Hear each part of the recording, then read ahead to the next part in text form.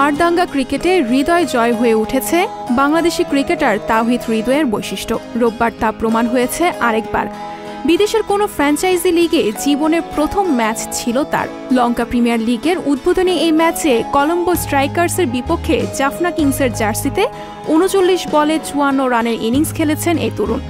এভাবেই দলের জয়ে ভূমিকা রেখেছেন তাওহিদ। জাফনা আগে ব্যাট করে ১৭৪ রানের টার্গেট দেয় কলম্বোকে। জবাবে কলম্বোর ইনিংস ১৫২ রানে গুটিয়ে যায়।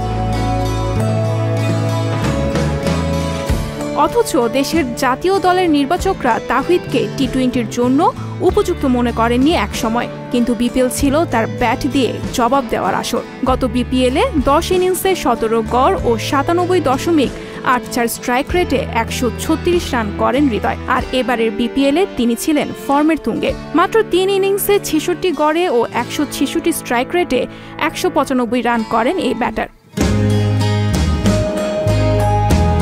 টাইগার ক্রিকেট ভক্তরা মনে করেন সামনের দিনে আরও বহু ক্রিকেট বিস্ময় উপহার দিতে সক্ষম এই তরুণ ক্রিকেটার। মারদাঙ্গা ব্যাটিং, আবার সময় বুঝে ডিফেন্স, এসবই আলাদা করেছে তাওহিদকে অন্যদের থেকে। নতুনের আগমনে এভাবেই পুষ্টি পাচ্ছে দেশের ক্রিকেট, আর সেই সুবাদে লাল সবুজের পতাকা পৌঁছে যাচ্ছে অন্য দিগন্তে।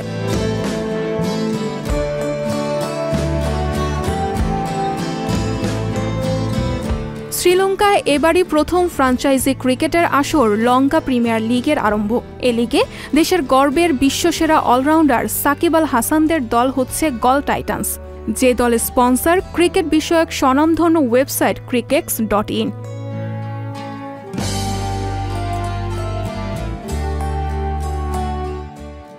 সঞ্জিদা শম্পা, সংবাদ প্রকাশ।